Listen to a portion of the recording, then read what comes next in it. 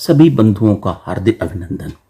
Friends, pension updation के बारे में जो committee assurance parliament committee board जो राज्यसभा का बनाया गया था, जिसने 25 सितंबर में भुवनेश्वर और कलकत्ता का टूर किया था, उनका रिपोर्ट सबमिट हुआ है और उस रिपोर्ट में उन्होंने 3 पेज के रिपोर्ट दिए हैं। पूरा रिपोर्ट मैं आपको एक लिंक दूंगा जिसे आप देख सकते हैं, लेकिन उनसे जो मुख्य लास्ट पैरा उनका जो है उसमें जो उन्होंने लिखा है उसमें 2 मुद्दे थे जो स्टार्ट क्वेश्चन थे। एक तो क्वेश्चन था फैमिली पेंशन के ऊपर, दूसरा रिवीजन ऑफ पेंशन अपडेशन के ऊपर। तो फैमिली पेंशन का मामला तो सेटल हो गया है और इसलिए जो उन्होंने लिखा अपने रिकमेंड लास्ट लाइन लिखा हुआ है, the regarding revision on pension of retired employees, the representative of Ministry of Finance had submitted that the pension to the retired employees was not given by the government of India.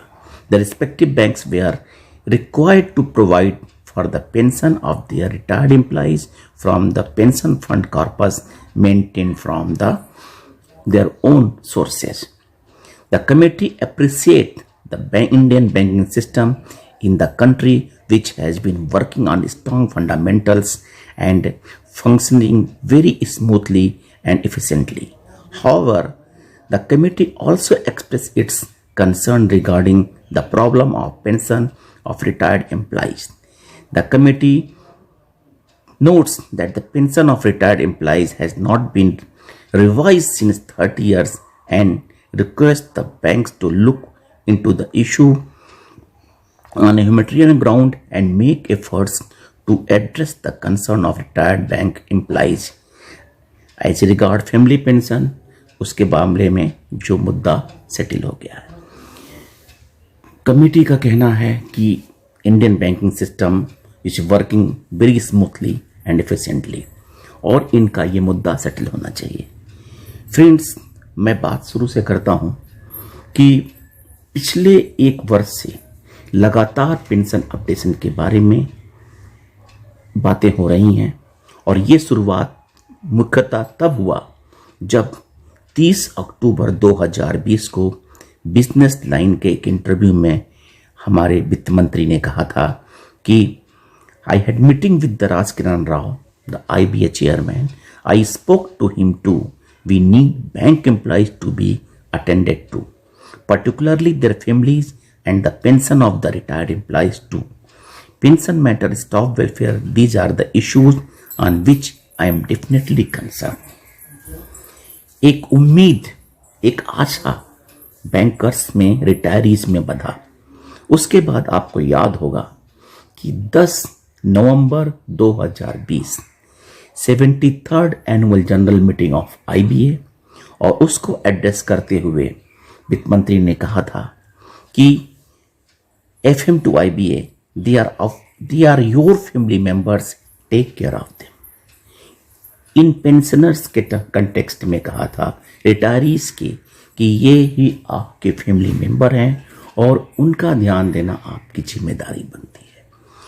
इन सब बातों को देखने के बाद bankers में, retirees में एक उत्साह, एक जोश आया था कि शायद हमारा पेंशन अपडेशन जो पिछले 30 सालों से पेंडिंग है ये रिवाइज हो जाएगा। लेकिन उसके बाद से कोई कॉन्क्रीट या कोई एब्सोल्यूट बात नहीं हुई, केवल इसके कि मध्य प्रदेश के MP ने डेलीगेशन मीट किया, किसी MP ने पत्र लिख दिया, किसी MLA ने पत्र लिख दिया, तमिलनाडु के MP ने रवि कुमार ने पत्र लिख दिया, कभी हमारे लीडर्स का डेलीगेशन मिल गया, रिटायर्ड एसोसिएशन के नंबर्स ऑफ लोगों ने कभी धरना दिया, कभी लोगों से मुलाकात की, लेकिन result, what is the result?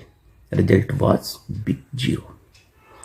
आपको याद होगा कि केवल एक बातें जो सार्थक हुई थी, तो IBA ने एक कमेटी गठित की थी पेंशन अपडेशन के ऊपर, which was presided by S Mallikarjun, Punjab national bank chairman, and their vice chairman was MB Rao, the chairman of the central bank of India, and 2-3 और मेंबर थे जिनका डिटेल भी अवेलेबल है, bank of Baroda, state bank of India and Canara bank.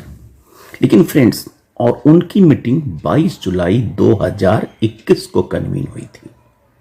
अब आप सोचिए, अक्टूबर 2020, नवंबर 2020, फिर जुलाई 2021, उसके बाद 1 साल का वक्त बीत गया और उस मीटिंग के बाद 6 महीने का वक्त बीत गया और उस मीटिंग में भी ऐसा कुछ खास कंक्रीट नहीं हुआ।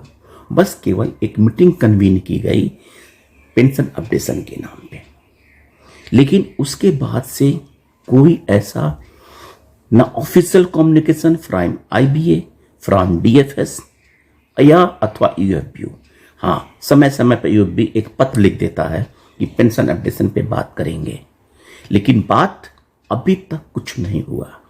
यानी कि जो इस दिशा में डेवलपमेंट होना था वो डेवलपमेंट अभी तक कुछ नहीं है, सिवाय इसके कि व्हाट्सएप मैसेज या हमारे यूट्यूबर भाइयों द्वारा बनाया गया ऐसे वीडियो जिसका कोई तथ्यात्मक ऑथेंटिकेशन नहीं है।